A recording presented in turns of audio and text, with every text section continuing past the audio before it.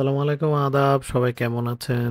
আজকে আ একেবারে অন্য ঘরানার ছবি নিয়ে কথা বলবো আরকি। 'Late night with the devil' নামে একটা ছবি আমি কিছুদিন আগে দেখেছিলাম। প্রায় সন্ধ্যাবেলার পর থেকে অনেক ঠান্ডা মাথায় এই ছবিটা দেখতেছিলাম। সো আমার কাছে মানে একটু উইয়ার্ড লাগছে ছবিটা এই কারণে, কারণ আমার শেয়ার করতে ইচ্ছা করতেছিল এই ছবিটা দেখার পরে আপনাদের সাথে।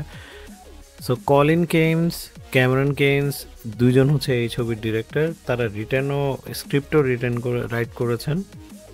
সো তার আগে আমি একটু বলি, David Dastmalchian, I think, if I am not mistaken, Laura Gordon, Ian Bliss, Fayssal Bazzi, Ingrid Torelli এবং Rhys Auteri, Georgina Haig, Josh Tart, এগুলো হচ্ছে মুখ্য ক্যারেক্টারগুলোর কথা বললাম। ডেভিড নিয়ে আমি শুরু করতে চাই।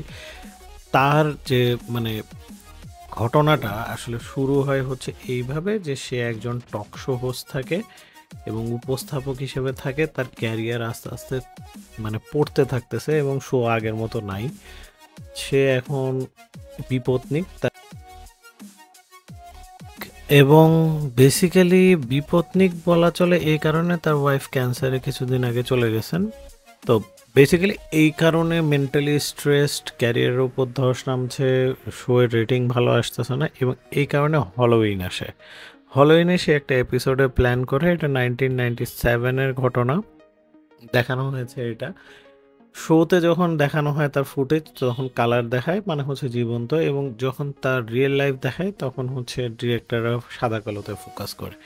এই ট্রানজিশনটা আমার কাছে খুবই একটু ইউনিক লেগেছে এবং একটা টেলিভিশন ইভেন্টের মধ্যে একটা ভয়ঙ্কর হরর ঘটনা ঘটে। That's the main issue. ডেভিডকে নিয়েই আমাদের পুরো জিনিসটা থাকবে এবং আস্তে আস্তে তার ওখানে অনেক গেস্ট আসতে থাকে। এক একজন গেস্টের এক একটা মানে কি বলবো কনসেপ্ট থাকে, পাওয়ার থাকে। সে একজন মেন্টালিস্টকে ডেকেছিল, মেন্টালিস্টটা এসেছিলেন এবং এসে সুন্দর করে তার অনেক কিছুই ব্যক্ত করেন এবং একজন এক্সোরসিস্ট বলতে পারেন বা মডার্ন এক্সোরসিস্ট আছেন, তাকেও ডেকেছিলেন গেস্ট হিসেবে। সে কাউন্টার করতে থাকে এবং এর মাঝে মানে ব্যাপারটা হচ্ছে মেন্টালিস্টটা সব কিছু সত্যি বলে দেয় কয়েকজন গেস্টের হিসাবে, যে তার ছেলে বা মেয়ে এই সময় চলে গিয়েছিল, কিভাবে চলে গিয়েছিল, তার নাম কি ছিল, অ্যাকুরেটভাবে বলে দেয়।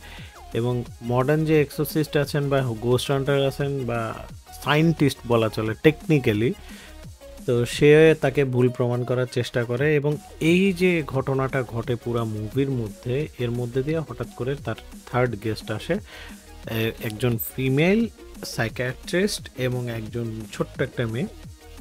তো এই ঘটনাটাকে মানে আমার কাছে মনে হয়েছে একটু অন্যরকম, কারণ হচ্ছে এই ঘটনাটা মানে তারা নিয়ে আসে এই কারণে, তারা মেয়েটাকে নিয়ে চলে আসে এবং একটা রেকর্ডিং দেখায় যে এই মেয়েটার মধ্যে একটা ডিমন থাকে বা এরকম কিছু। সো রেকর্ডিংটা দেখানোর পরে সাইকিয়াট্রিস্ট তার গার্লফ্রেন্ড থাকেন এবং সে জানায় যে সে তার ভিতরে ডিমনটাকে আনতে চাচ্ছে না, আনলে খুব সমস্যা হবে কেয়ারফুলি যদি না করে। তো এর মাঝে অনেক হিপনোটিজম হয়, অনেক কিছুই হয়, কিন্তু যেই মেইন থিমটা থাকে লাইভ টেলিভিশনের মধ্যে মেয়েটাকে আনা হয় এবং মেয়েটাকে সুন্দর করে বলা হয় যে ভাই তোমার ডিমান্ডটাকে বের করো, এবং সে লেভিটেট করে চেয়ারের উপর থেকে। মানে আপনার এই জিনিসটা আমি খুবই শর্টে এই জন্যেই বলছি, I think you should watch that movie because that's the main thing. Conversation with the devil একটা বই লেখেন সাইকিয়াট্রিস্ট, এটার উপর বেসিস করে সে তার গেস্টকে ডাকে। এটাই হচ্ছে পুরা জিনিস আর কি। হ্যাঁ, লরা নামে সাইকিয়াট্রিস্ট থাকে এবং বেসিক্যালি এই মেয়েটাকে নিয়েই, ছোট্ট মেয়েটাকে নিয়ে পুরো ঘটনাটা। স্টুডিওর মধ্যে সে একটা অস্বাভাবিক একটা সিন দেখায়, তাকে এক্সোসিজমের মতো করা হয়, কিন্তু সে লাস্টে কন্ট্রোলে থাকে না এবং পুরো স্টুডিওর কাস্টকে শেষ করে ফেলে। এবং ডেভিডকে হ্যালুসিনেশনের মাধ্যমে মেয়েটা এমনভাবে লিওর করে যে একটা সময় সে তার ক্যান্সার আক্রান্ত হওয়া ওয়াইফকে মুক্তি দেওয়ার কথা করতে যেয়ে এই মেয়েটাকেই শেষ করে দেয়। এবং এই মেয়েটার একটা ব্যাকগ্রাউন্ড স্টোরি বলি, এই মেয়েটাকে লরা বা সাইকিয়াট্রিস্ট পায় কিভাবে, সেটা হচ্ছে এই করে কি বলে আপনার একটা সেটানিজম একটা কাল্ট থাকে, তারা বেসিক্যালি একটা সেটানিজম করতে যেয়ে কাল্টিভেট করতে যেয়ে ওখানে আগুনে সবাই মানে শেষ হয়ে যায়, তারপর মেয়েটা বেঁচে যায়। ওখান থেকে লরা তাকে এখানে নিয়ে আসে, দ্যাটস ইট। তো এইভাবেই ছবিটা আসলে শেষ হয়। খুব ভয়ঙ্কর একটা ক্রিপি একটা ব্যাপার থাকে এবং মেয়েটা আসলে সবাইকেই শেষ করে দেয় স্টুডিওর। এবং এই হচ্ছে পুরো ঘটনাটা আর কি। হ্যাঁ, আমার কাছে ছবিটা হরর মনে হয় নাই, বাট ইটস ক্রিঞ্জি এবং আনকমফোর্টেবল, এবং দেখায় যে ডেভিড ফেমের জন্য কিভাবে বোহেমিয়ান গ্রোভে যে ওভারঅল একটা ইমপ্রেশনের মাধ্যমে কিভাবে স্যাক্রিফাইস করে, বা এই জিনিসগুলো আনটোল্ড থাকে, এগুলো মেয়েটা প্রকাশ করে। এবং লাস্টে ভাই যে টুইস্টের মাধ্যমে ছবিটা শেষ হয় আমার কাছে খুবই ভালো লেগেছে।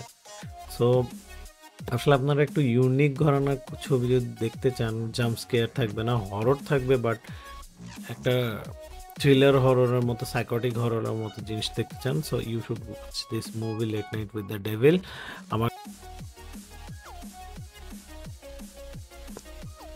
আমার মনে হয় আপনাদের আরও একটু কনসিডার করে এই ছবিটা দেখা উচিত, কারণ টাইম ওয়েস্ট হবে না, it will be enjoyable event, ভালো লাগবে ছবিটা। আমি জানি না যারা একটু অন্যরকম ঘরানার ছবি পছন্দ করেন, হিন্দি তো সারা জীবন আমার মনে হয় অনেকেই দেখছেন, বাংলাও দেখছেন, so you should watch this movie. এটা আপনাকে আনকমফোর্টেবল ফিল করাবে এবং এটা আপনার একটা অন্যরকম মানে ভাইব তৈরি করবে। সো মানে মডার্ন ঘরানার স্টাইলে বানানো 80-70 ছবি এটা বলতে পারেন, হরর ছবি। So it's very good watch, আমার কাছে ভালো লেগেছে, আপনারা দেখতে পারেন। Thank you very much. আসসালামু আলাইকুম, আদাব, সবাই ভালো থাকবেন।